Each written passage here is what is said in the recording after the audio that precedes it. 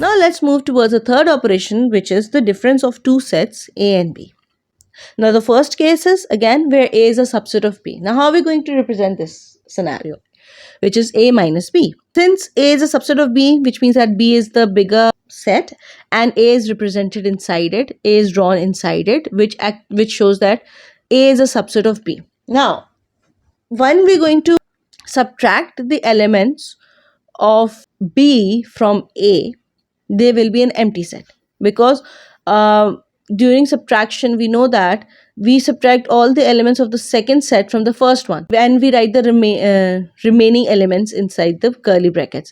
But since A is a subset of B, all the elements of A are present inside B, so when we are doing the subtraction, all the elements of A will be subtracted, so there will be nothing left. Okay, so there will be no shaded portion, there will be no shading inside in the case where there A is a subset of B, right? Whatever the elements are inside A will be subtracted and the resulting will be an empty set. Okay, now talking about the second case where B is a subset of A and we are performing the operation A minus B. So A is the bigger set and we are going to draw B inside it. Now when we are subtracting the elements of B from A, since B is a subset of A and after subtracting the elements of B from A, there are still some elements left in A, right? So the A minus B will not be an empty set. So we are going to shade the entire set A excluding the portion of B. Okay, because we are showing the operation A minus B, we're showing the elements, what are the elements that are left through a figure. So when we're doing A minus B, we are subtracting all the elements from of set B from A, and the resulting elements that are left in set A are being shaded. We're not going to shade the portion B because we have subtracted that, right? So that's how you're going to represent A minus B, where B is a subset of A. B is the smaller set inside the bigger set.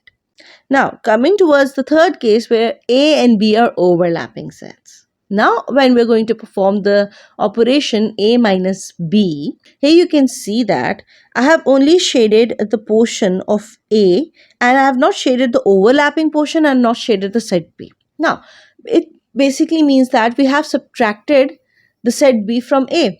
So, while subtracting, we're only going to subtract those elements from the set which are common. Obviously, if you remember what I've told you, what I've taught you in the previous lecture of how we find out the difference of sets, the only elements that get subtracted from the set A are those which are common and the rest are written as it is.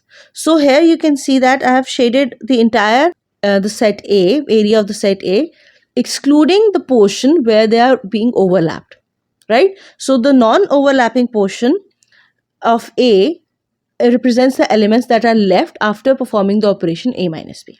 Now, talking about the disjoint sets where no elements of set A and B are common, and we're going to perform the operation A minus B. When we subtract the elements of B from A, since there are no common elements in between them, the resulting answer will be the entire set A, because nothing is subtracted from the A, because B has nothing in common with A, so nothing will get subtracted from A and the resulting answer will be the set A. So we're going to shade only the set A in this case, right? So this was today's lecture. Let's meet in my another video. Till then, take care and bye-bye.